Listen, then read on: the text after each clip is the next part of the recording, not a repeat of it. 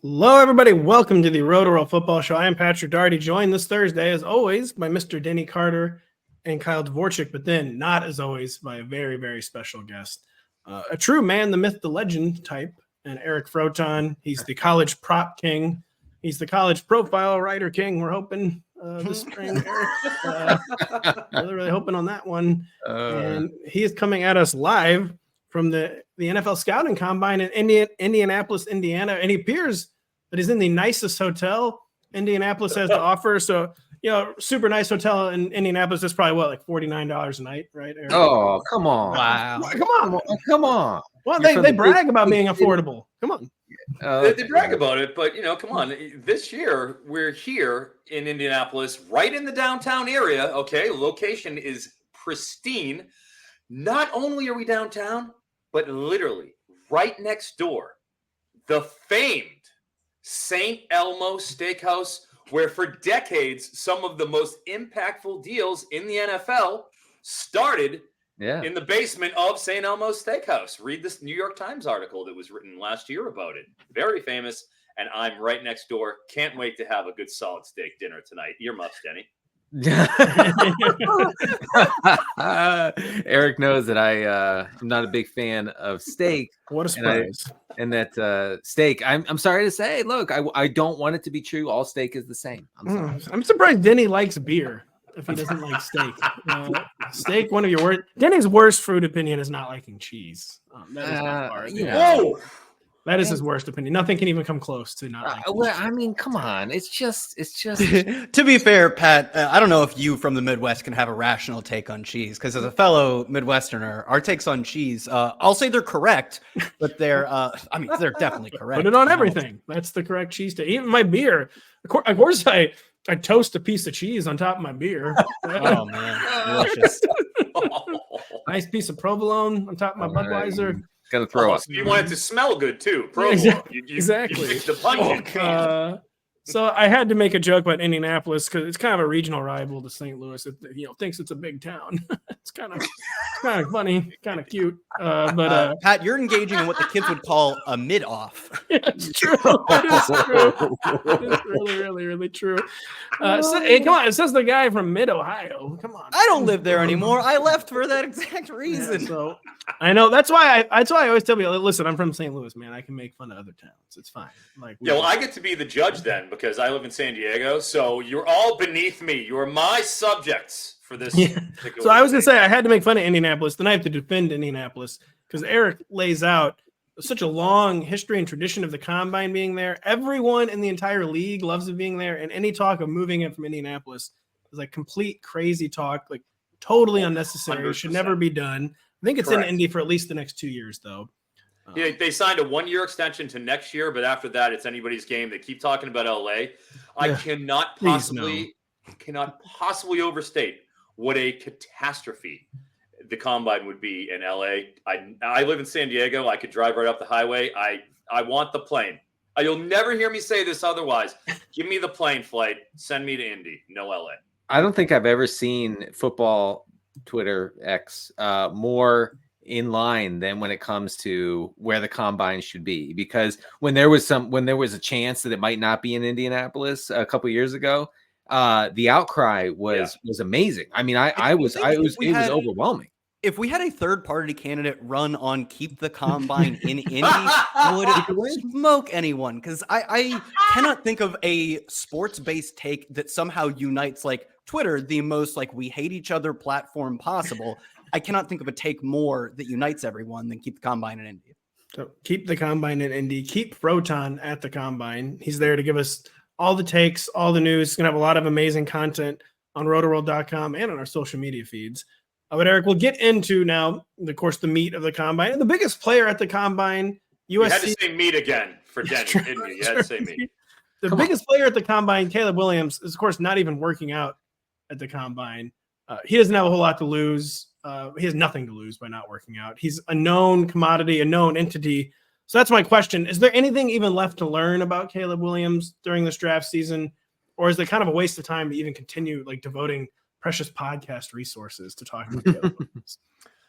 Beyond asking him what color, he's painting his nails this week, There really isn't a lot of insight you're going to get, as to Caleb Williams. He will be the number 1 pick. He is what he is. He's put 3 full years of tape out there for us to parse after he summarily jettisoned Spencer Rattler from Oklahoma a mere 3 games into the 2021 season. So, no, I mean, we've seen what we need to know with Caleb. Sure, people are going to nitpick his last season, which is, this past year, which is understandable.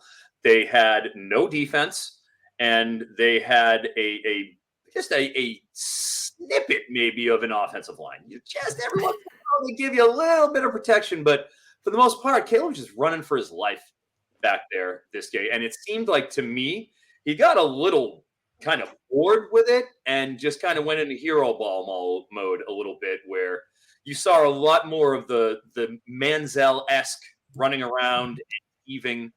Yeah. Well, I was going to ask you then, Eric, is any of that the reason he's running around for his life, is any of that partly his fault? Just bailing too quickly, trying to go hero ball at the first sign of duress, or is it really just all about the supporting cast that was around him last year?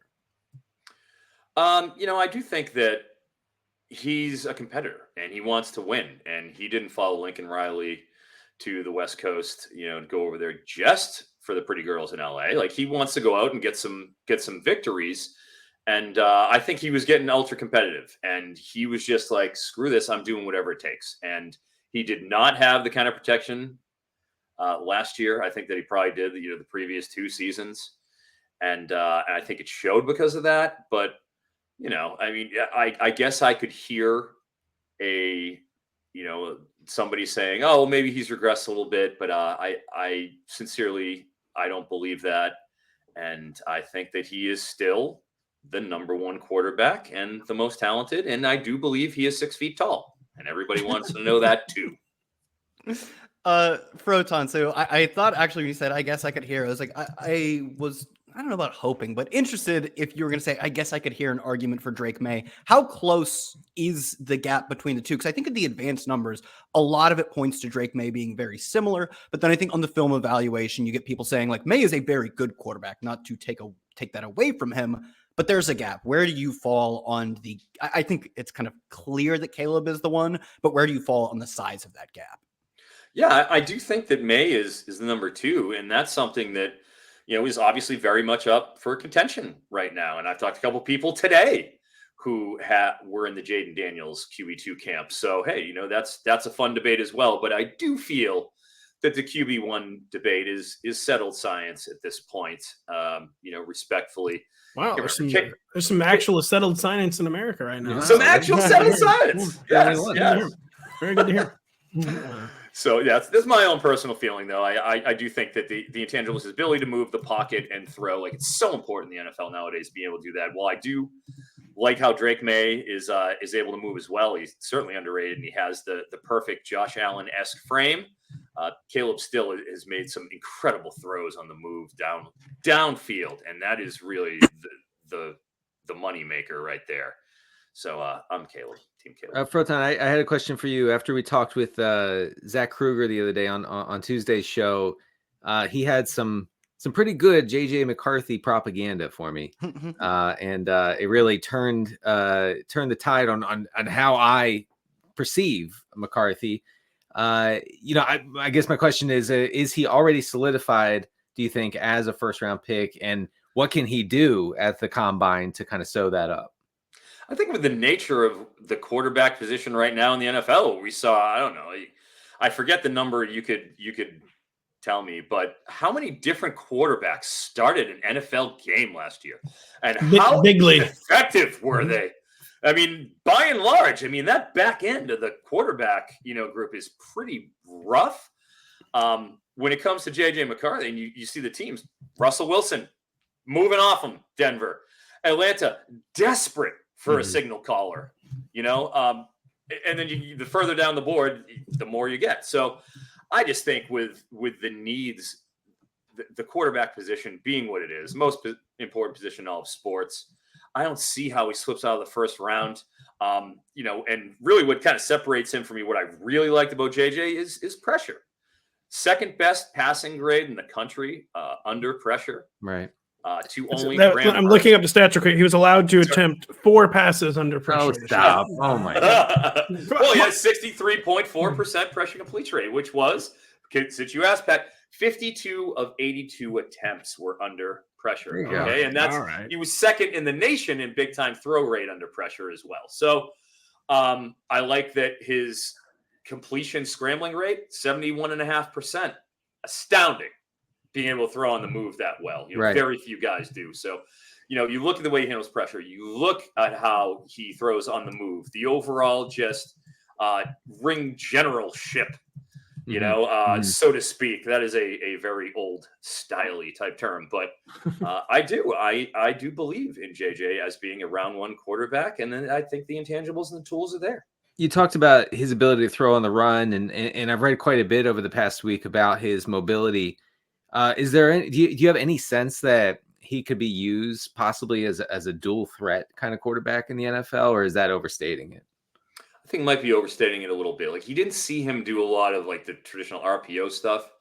When he did run, especially later on in the season, it was kind of a step up type thing where he'd get pressure from the edges, and then the C would part, and then like Moses, your boy Denny, not to be political, went right across it. Yeah, you just go right through that Red Sea, and he got to the other side. So that's when you'd see JJ really doing his damage. It wasn't design stuff as much. A little bit earlier in his career, sure, you would see that because he was sort of co-starter with Cade McNamara, and he certainly was more mobile than Cade McNamara. But that's remember that guy. Anybody else remember Cade McNamara? We're remembering guys. I'm sorry, it's just an NFL podcast. Sorry. Denny, to your point about things that JJ McCarthy could do at the combine, eat a lot, because Michigan listed him at 203, Sports Rep listed him at 197. He's right on that edge. One Froton, you said you are physically there with all the players. You've already bumped into some players who you were telling us backstage on the show, like, oh, this guy, like, I don't think he's tall as they list. Have you seen JJ McCarthy yet? Does he have a beer gut? Because he should. Dude needs to be 10. People talk about like Jayden Daniels is so thin, which is true, but like JJ McCarthy is like inches taller than Bryce Young, many inches, like 4 to 5 inches taller, and weighs, I mean, we'll see, but could probably weigh the exact same. He's also a string bean. So like, I think that is probably one limiting factor to the rushing potential for him at the next level. What do you think he comes in at just weight wise? That's very, very valid. Absolutely. And it's the RG3 sort of a model. And I think it applies to Jayden Daniels too, where it's like, a lot of Jayden Daniels' explosive plays, and one of the refrains we've heard during this draft season is 90-something explosive plays, the most of all time. A lot of those were with his feet. And when he broke that pocket and he was asked to reset, I can remember one big throw that he made when, breaking pocket. He didn't reset particularly well. With him, with JJ, slender frames, both of them are on the slight side. I'd love to give I don't feel comfortable giving a weight estimate on McCarthy because I haven't seen him out of pads. Only seen him once, which was at Penn State, Michigan. I saw Daniels and Penix this summer at the Elite 11 finals in Redondo Beach. They were 2 of the counselors. I saw them throw out of pads for 3 straight days, all the pro day stuff. Saw soup to nuts with the 2 of them. I haven't seen JJ out of pads. So I don't know exactly what his frame looks like. I'll have a better idea tomorrow, but I hope he's 205. Can you believe I'm hoping that? I know, that's crazy. That is a low number for a guy as tall as he is. And yes, not a lot. Guy needs to go to GNC this offseason. Well, my suggestion it would be to have one kid, and he would come in at 235. He's also just sniffling the whole thing. He's like, yeah, I thought I handled pressure really well because his kids keep getting him sick. Come on. That's a low blow. Just because I have a mysterious pain in my teeth right now and it's swollen from some weird virus I've gotten from my kids doesn't mean you should make a joke about fathers always being sick. And Eric, man, I think JJ McCarthy, the main thing at the combine too for him is this going to be solidifying like how much NFL coaches are going to love his demeanor. Like he was like so centered and calm for like a college athlete. maybe some of it's a put on, like the ESPN guy would get right and like 2 feet from his face with the camera while he was like supposedly doing like Zen yoga or something. Yep. Oh So, yeah, like, right. maybe it's kind of a put right, on, right. but he gives like he seems very, very self-contained for such a young man and such a young athlete. And I do think My guy could only do yoga while the national TV cameras were on.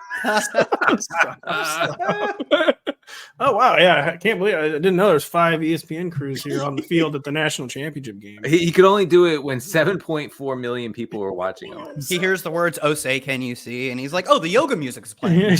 No, So, we're going to talk about JJ McCarthy up until the first round of the draft starts, Eric. But would you say so? You mentioned Jayden Daniels. We're going to mention him to the second the draft starts. Is Jayden Daniels safely ahead of JJ McCarthy? Is JJ McCarthy like truly the no question QB4? So how are things shaking out in like that second tier of quarterbacks between Jayden Daniels and JJ McCarthy? Hell yes, he's no worse than the QB4 because Michael Penix and Bo Nix went out there and solidified that at the Senior Bowl. There was uninspiring performances from both of them, and that's something that with Penix, his arm is the thing that should be playing in that scenario. He has a big arm. How he channels the lower half of his body and gets that torque from his hips. He is, as one of my friends, Ian Cummings says, tapered in terms of his physique because he is, more rocked up top, but thin let down low. And, I just think with Penix and Nix having trouble in that showcase and JJ McCarthy choosing not to go, all we've had to see was perfection in that undefeated run to the national title game. So there isn't been a lot of shine. All of them were great. All of them. Yeah, I went to the Penn State game. Like he literally threw 10 passes. Like he threw 2 passes the entire second half. It was ridiculous. That doesn't sound real. It was like I was all General Maximus there. Like, entertained? Are you entertained? I'm not entertained. But yeah, I think that with Daniels and JJ, for the purpose of this exercise, Daniels is further along than JJ, but that doesn't mean that I think his ceiling is higher. I have real questions about Jalen Daniels that I think have more than other people. Frankly. Yeah, well, Denny and I have been starting to talk. Someone else made this point too. I think maybe it was Danny Kelly from The Ringer who originally made this point. It should maybe be considered a red flag that Jayden Daniels literally has getting tackled highlight reels. There's like 90-second highlight reels of Jayden Daniels just getting wrecked. Oh yeah, getting spine busters right on the turf, like from The Rock. Yes, it was literally getting wrestling moves done on him because he's that reckless. He was. The best is when he tried to jump. He jumped right into the guy's arms. He's like, he's always jumping right into people's arms. Like, what are you doing? I feel like that's not going to work on the next level. They need to strap him. It didn't work in college. Well, he was a great runner in college. It just didn't. He's going to get punished more for it. They need to strap him down, tape his eyes open, and put Lamar Jackson tape for 8 hours in a row. No sleep. Make him watch it all because, they both are Lamar's not a thick dude. He's not thick like Josh Allen or Jalen Hurts, but he does not take hits that put his body at risk. He's so good at that. And it doesn't hamper his rushing. His intelligence of knowing what are tackles he can avoid and what are tackles that you go down for is great. And Jayden Daniels is the exact opposite of that. It's hilarious. Well, and with Lamar, when you see him coming into contact, he's strong enough and has enough where he'll wrap it, go down, and he'll absorb the hit, spin off of it, go get up, and he's going through. There's a roll to it, There's flow to the tackle. He's bracing, he's ready. I don't see a lot of bracing happen from Jayden Daniels when he's going and lowering the shoulder. The guy absolutely loves to get hit by milk trucks. Or potato carts. Wow, I didn't know they even still had those. And what's that doing on the field? Exactly. So, he sees those little electric smart cars and he's like, I can take that on. It's not going that fast. Well, that guy's been hit by so many scooters. Those giant swaths of turf that he gets in college, they're not that big. You're not going to be able to weave your way down the secondary in the NFL. I do think we're making jokes and that's fine this time of year, but I do think that is a problem and a potentially a major one for his availability on the next level because you see guys like Lamar, you see Russell Wilson comes to mind, guys who refuse to take the big hit, who will angle themselves out of bounds, will sacrifice a yard or even two to avoid the big hit. Jayden Daniels didn't do any of that at LSU. And Denny, and then you see a guy who's enormous, and Anthony Richardson, who does not protect himself and also gets hurt. That's right. That's a good point. So Richardson is, like Kyle said last year, is Derrick Henry as a quarterback, and he refuses to give up 1 inch as a rusher. And he spent his entire season, almost an entire season, on IR his rookie year.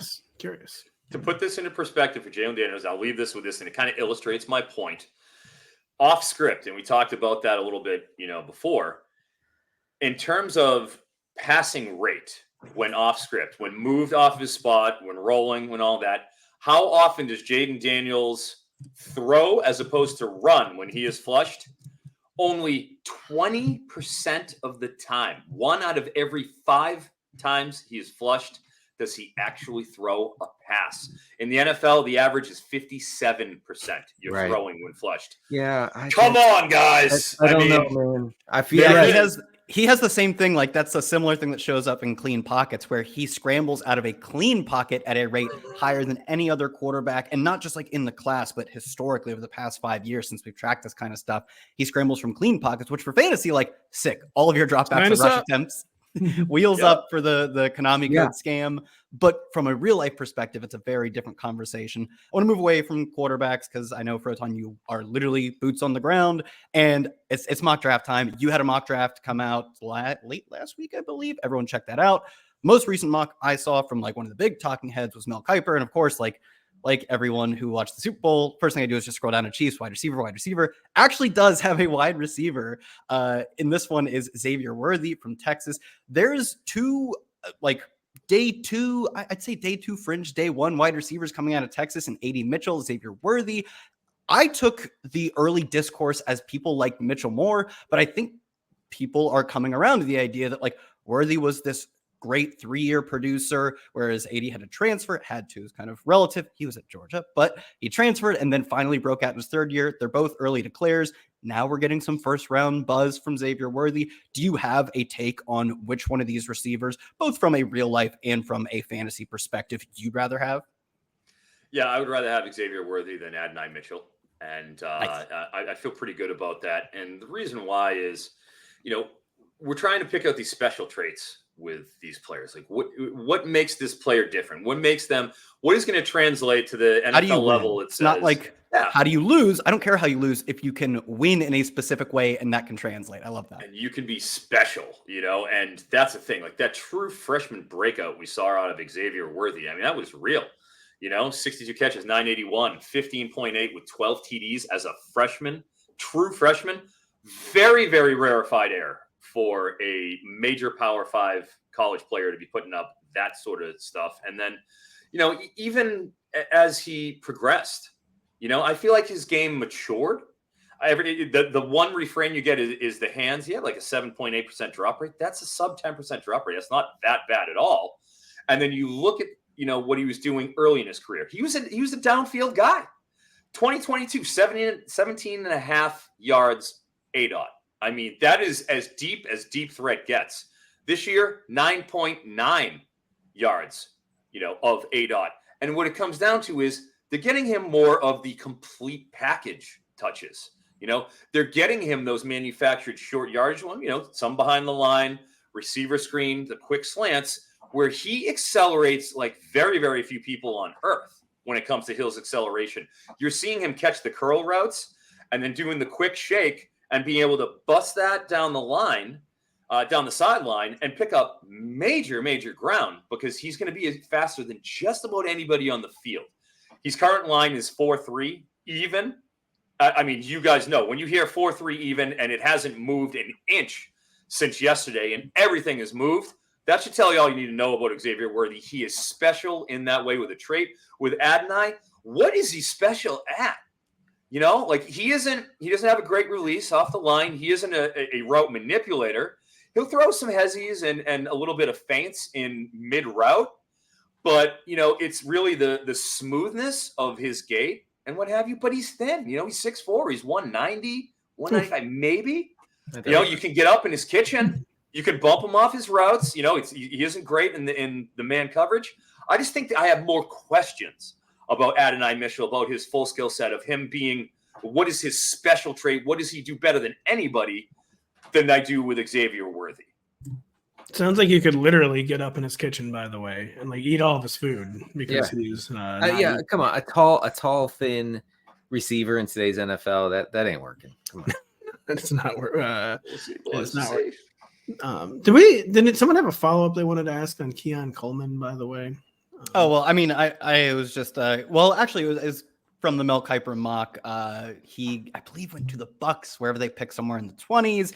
And, we talk about players like, where do they win? How do they win? And he's one where the scouting and sort of he's like the Josh Allen prospect of receivers in that he was literally played D1 basketball at Michigan State, got minutes. Do the college basketball and college football seasons, they overlap like significantly, right? So I assume he got done with the college football season and he literally got actual minutes at D1 Michigan State as a basketball player. Eventually he transfers to Florida State, but he's got that level of athleticism. I'll always say that like basketball players are, in terms of like raw athleticism, probably a lot more athletic at the professional level than football players or any other sport. He's got that level of athleticism. He's big, rangy, but then you like dig into what he does.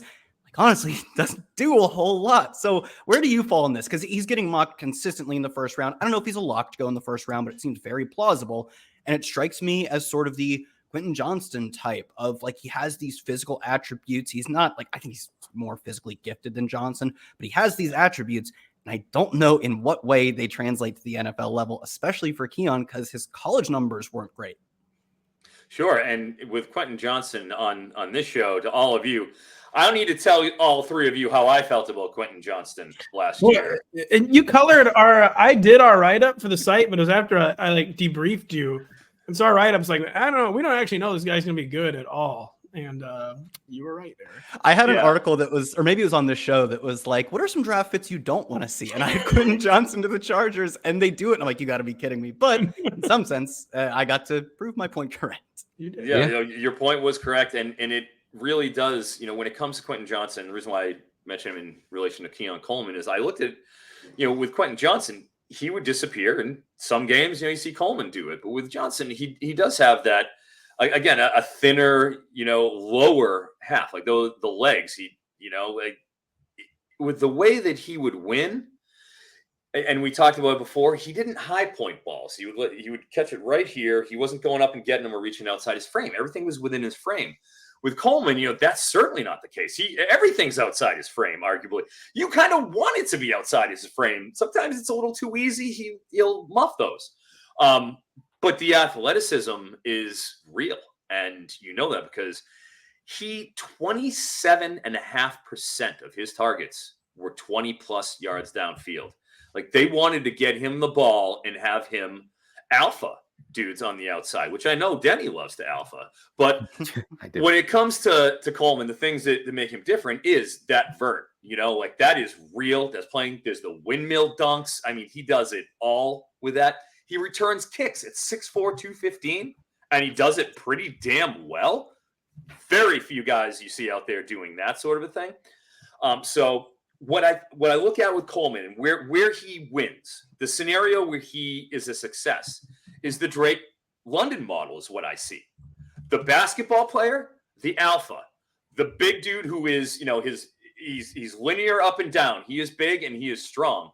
But he's going to have to take those quick hitches the way that Drake London did. And he's going to have to take somebody's head and smash it in the turf. And that is the kind of level of physicality you have to be if you're not going to be a true separator downfield, which it appears like he probably doesn't have that juice. He's probably not in the 4.4s, and he's probably not going to be able to stack guys like you're going to see out of Troy Franklin or guys like Neighbors and Harrison. So he has to win with physicality. He has to win it at all three levels. He has a larger path, like it's a tougher path to get there, but he has the traits to be that physical alpha receiver. It's just a higher variance. So I would say with Coleman, the ceiling is high, but the floor is low. And we've seen the Jonathan Baldwin model of receivers who look like complete freaks of nature, look like Tarzan and play like Jane, to quote Bill Parcells. It's the iconic Bill Parcells quote, and he's going to be one of the most fascinating players in the. You love the basketball thing. Like I thought of the Dennis Rodman from The Last Dance, like him talking about how he would how the ball came off the rim is how how the way he positioned himself for rebounds. That's what Kevin Coleman has to do. That is what Drake London does. Denny was going to ask you about running backs, but I wanted to have a quick running quarterback follow up. I'm structuring the show extremely well.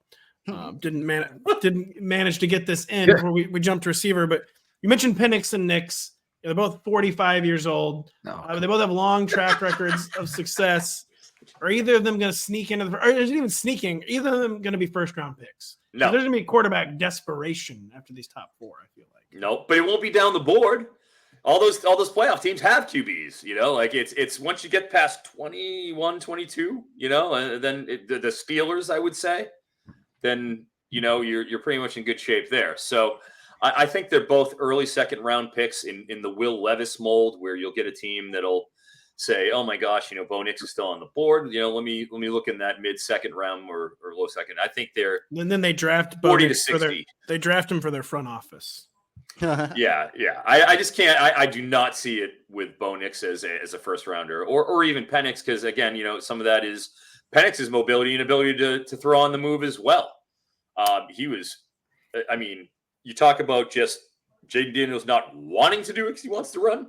Michael Penix cannot run, and he cannot throw on the move. He was benefited by a Joe Moore award-winning offensive line, which is the Joe Moore Award is given to the best offensive line in college football. It's given to Michigan the previous 2 years, given to Washington last year.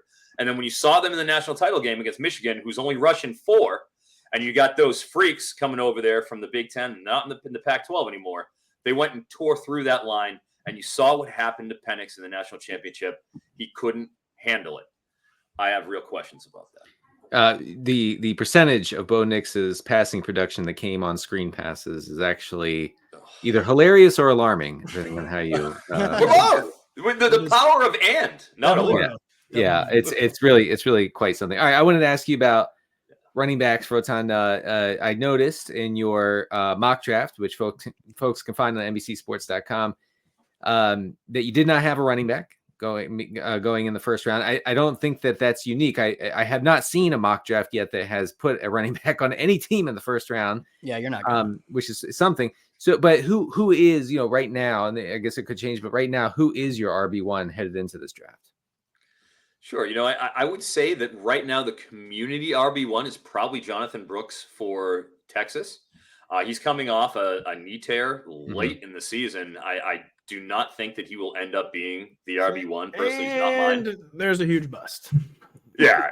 And I do think right now I've got 3 guys that I think are right there for that RB1. I'm interested to see what happens in terms of their testing, watching all these guys next to each other on the field, seeing how they move.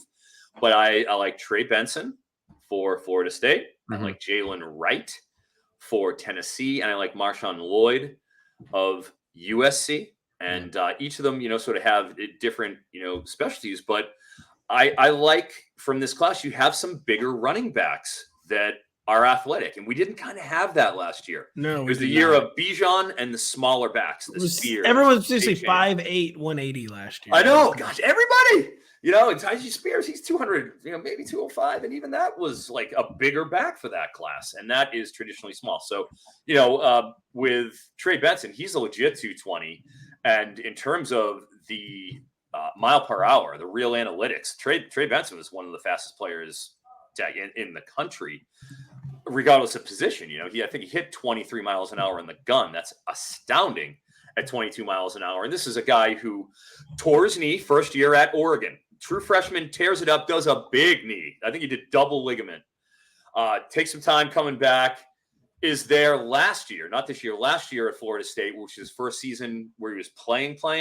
And he ripped off 4.5 yards per carry, 79 missed tackles forced. And only had like 150 carries.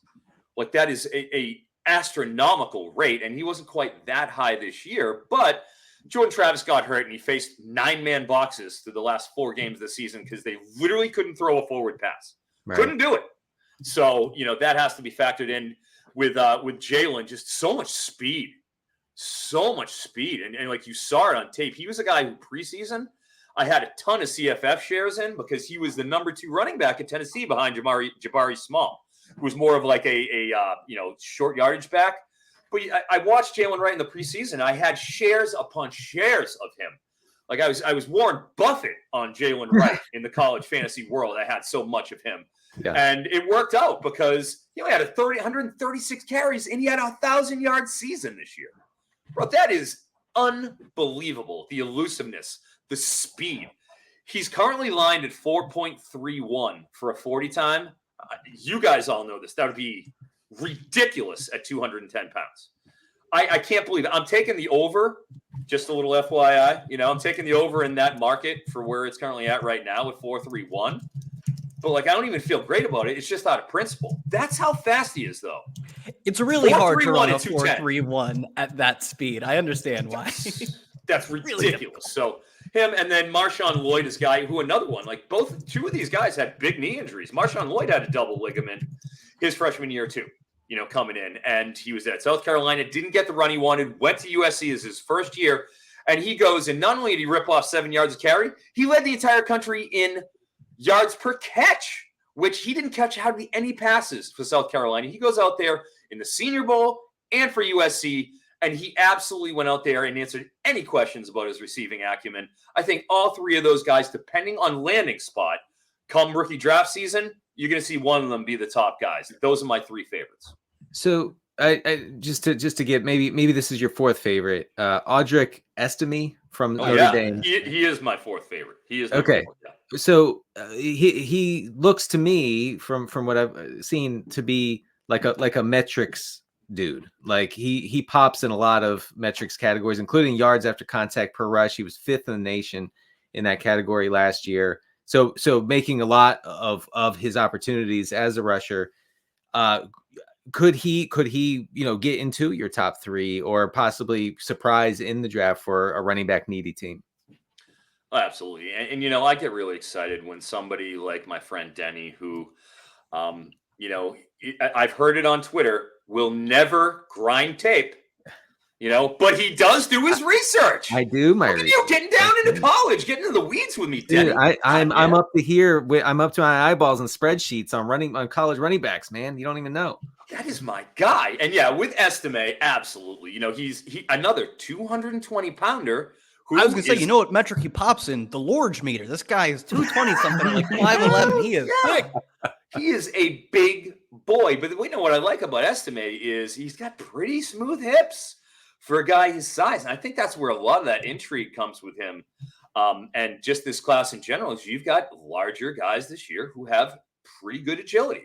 The thing that I like about Estime and what puts him above Braylon Allen, for me, who was another guy I've seen, and some people have him as an RB1 at 240 pounds, as slow as he is. Bless you. Bless those people. But that being said, with Allen, what you see with him is the slow feet, whereas when he gets parallel with the line or he's just about to go over him, he's so slow in his breaks and his cuts and just his movements and just methodical getting into it that you see guys, defensive tackles that are engaged, peeling off of blocks as he's going by them, and they're grabbing him as he's going by.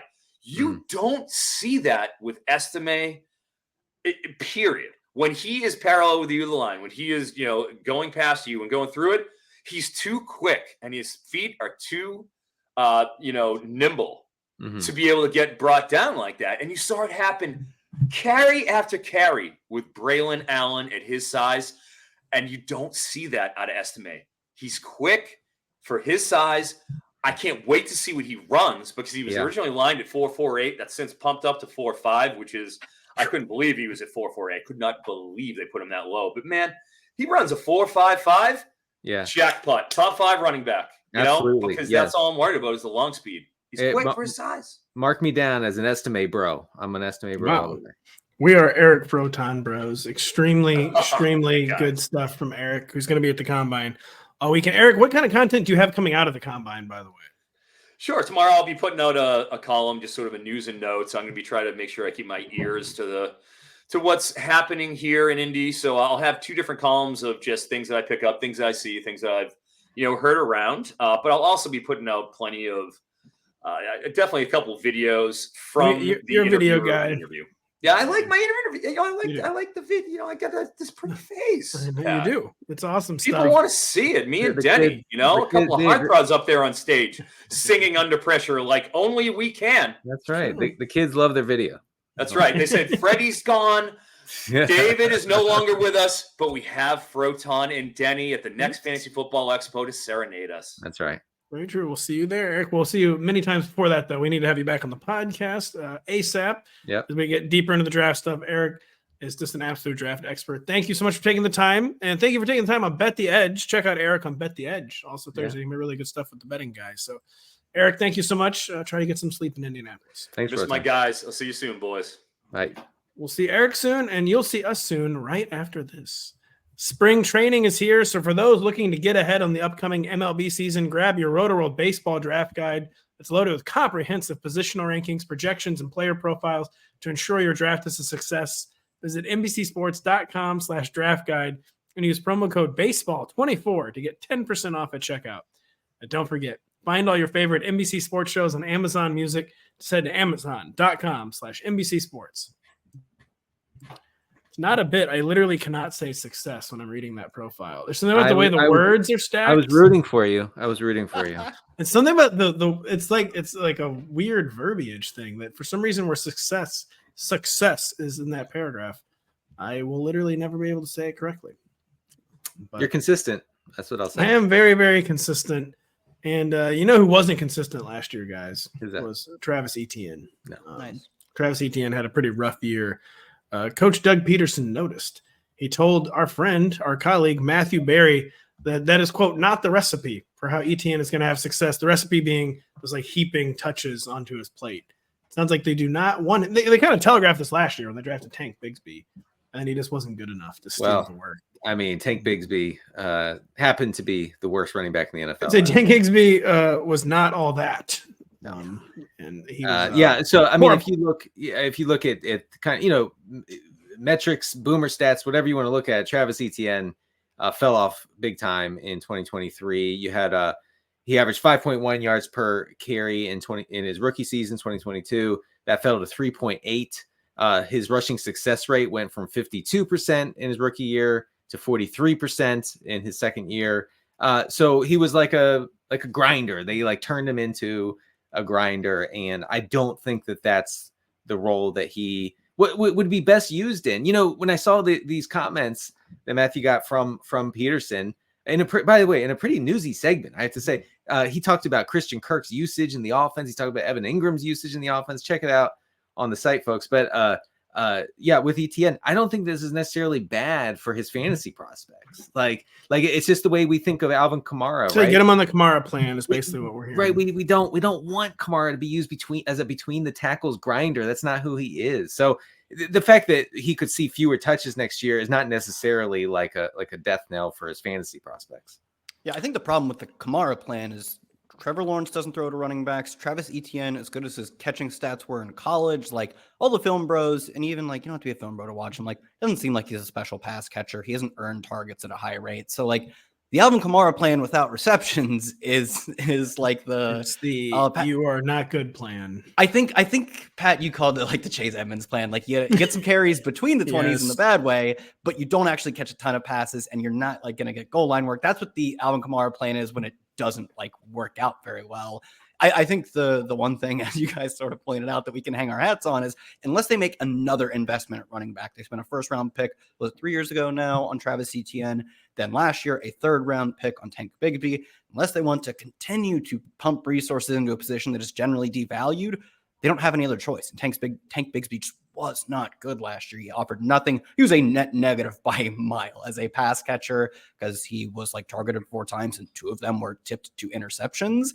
And as a runner, he was one of the least efficient in the NFL as well, outside the top 50 among running backs, 50 carries in yards after contact, PFF rushing grade, all the main metrics, even the dumb ones, like Denny said, yards per carry, just didn't, like you said, film, basic stats, advanced stats, none of them Bigsby. So I don't know, do you just try to make Bigsby a thing in spite of his failures? I will say, Kyle, the running back market is so top heavy this year that you could probably get some. You can always get insane bargains at running back. You could probably really get some free agent bargains at running back this year.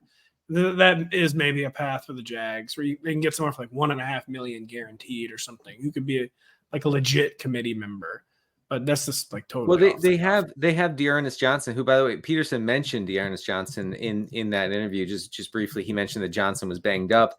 I mean, I wouldn't be surprised if Dearness Johnson is just better than Etienne. Yeah, I would be.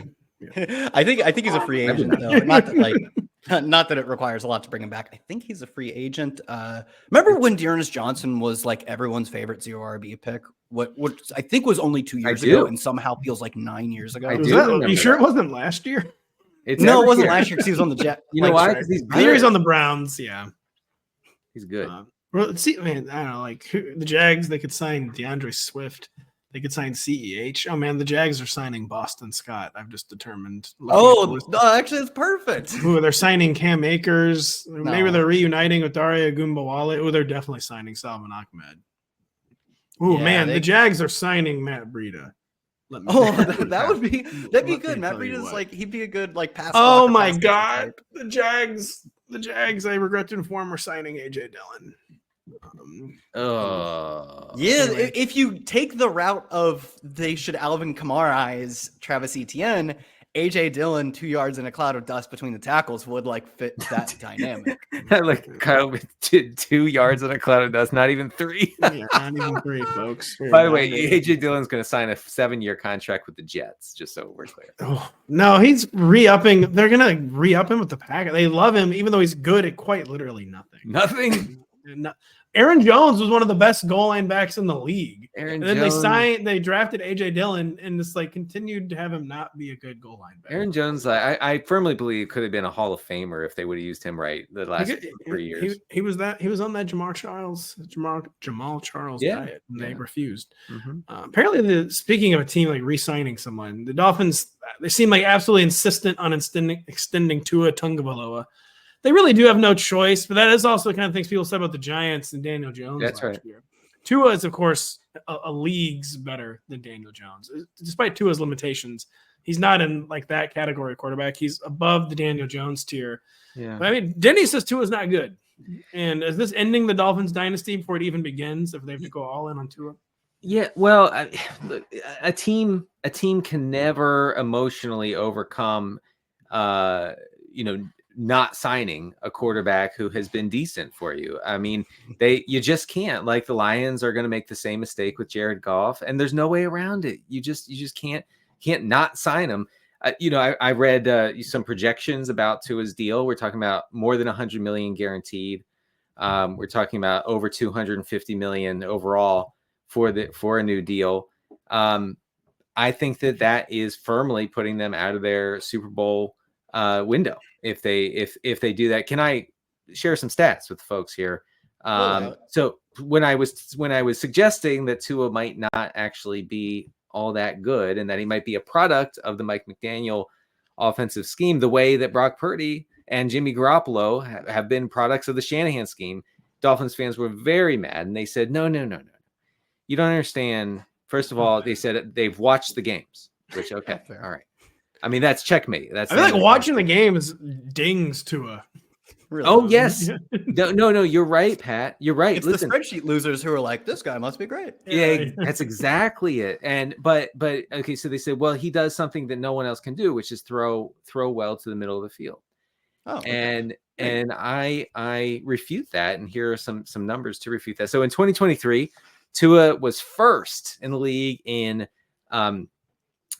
adjusted yards per attempt and completion rate over expected on middle of the field throws, MOF throws. They say the classic rolls right off the tongue. Okay, yes, but he was the best middle of the field thrower in the league. Only CJ Stroud had more yards on middle of the field pass attempts. MOF targets to say it.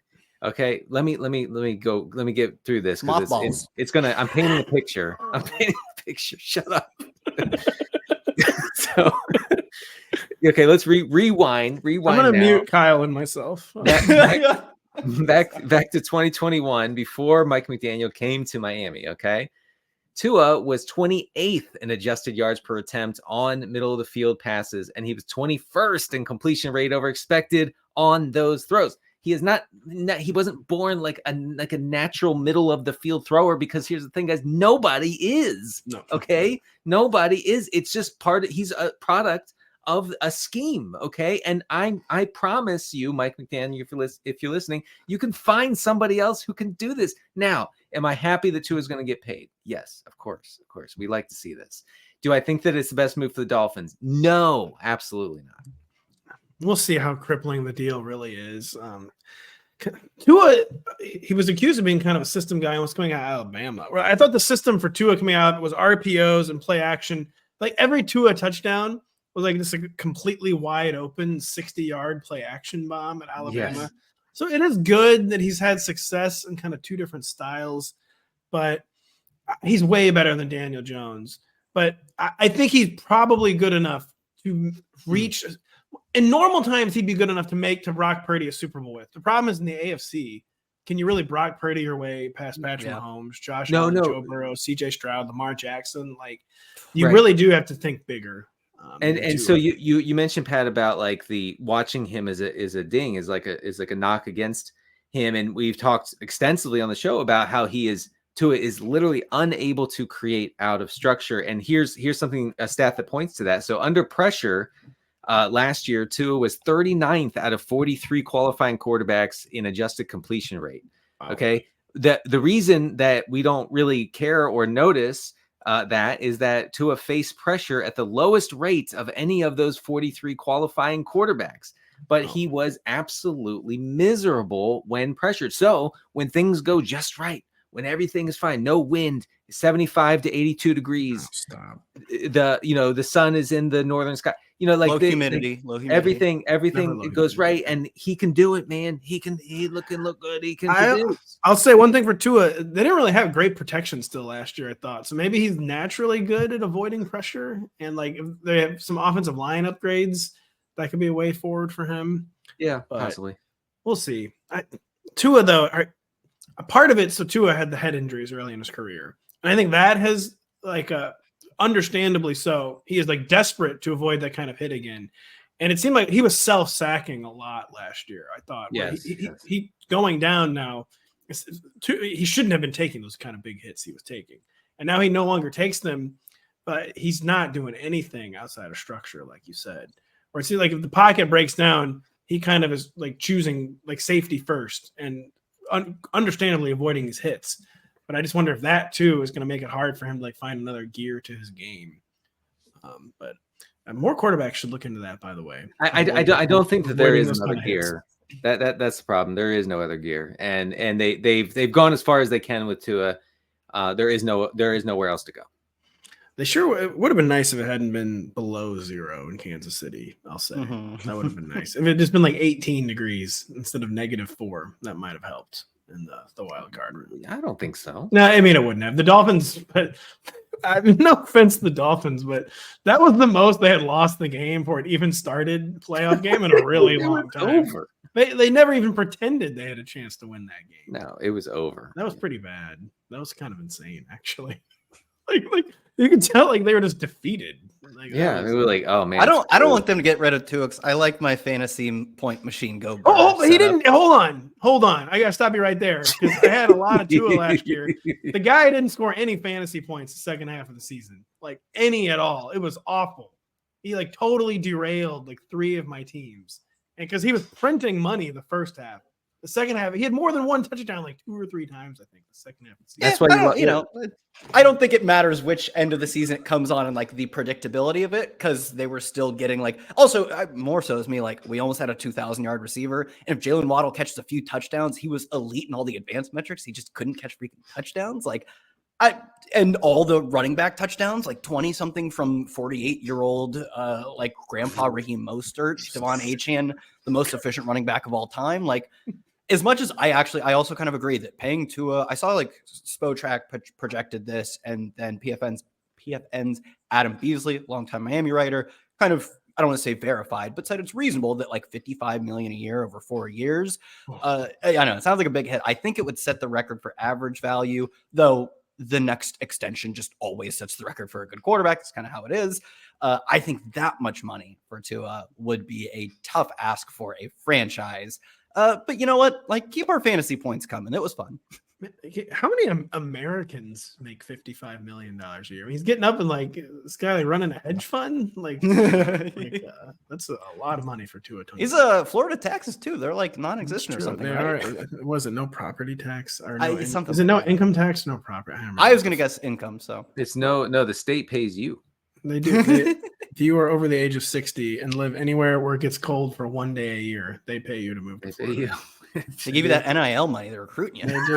Yeah. Denny just turned 40. He now lives in the villages. I meant to tell you guys. I live in Sarasota. I said Denny, he likes the lifestyle. He doesn't agree with all of it politically, but he can't knock the lifestyle. I like my he golf. does miss the Old Bay and the crabs. I like my golf and I like my White Claws. So, but the sun does occasionally come out in the state of Florida, though. Unlike Maryland or Missouri. It's never, and we still haven't seen the sun since October.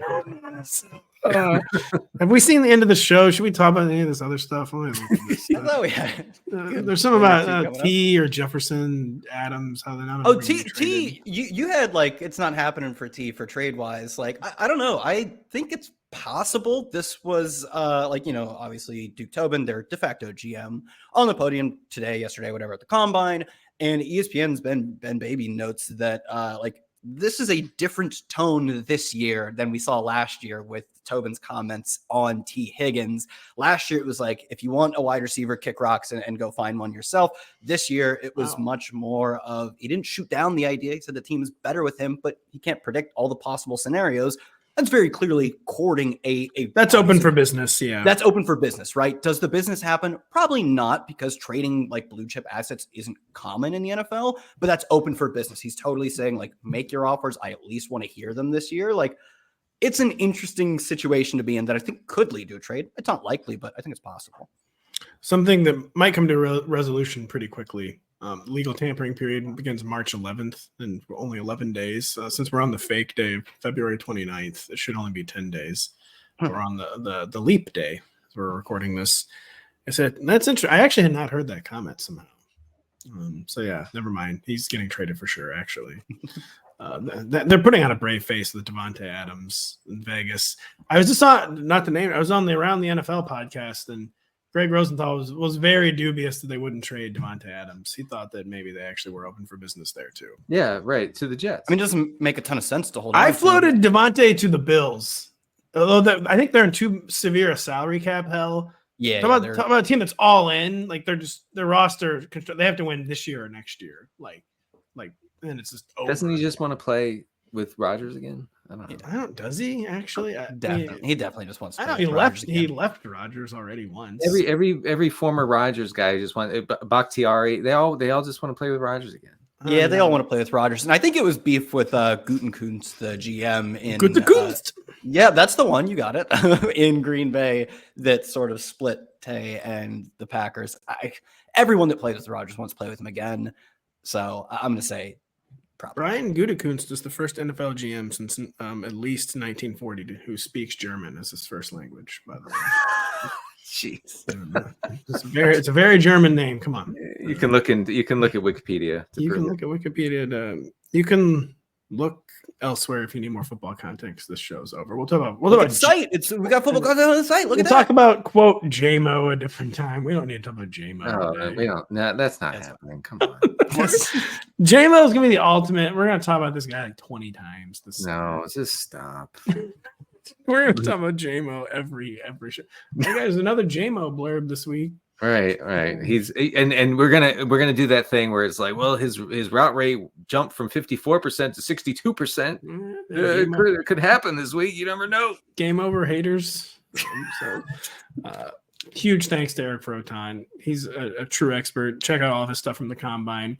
Check out all of it. We're gonna have some stuff going. Denny, I've been meaning to call you. We really need to get rolling on our free agency primer, by the way. We should talk about that. We should talk about that. We gotta do that. And Kyle, we need to get rolling on. I forget your off-season content plan. We've kind of talked about. I need to finalize that with you, though. It sounds like something we could do after the show. Yeah, I will do that after the show. So for Denny Carter, for Kyle Dvorchak, for Eric Froton, I am Patrick Daugherty. Thank you so much for listening. We will be back next week.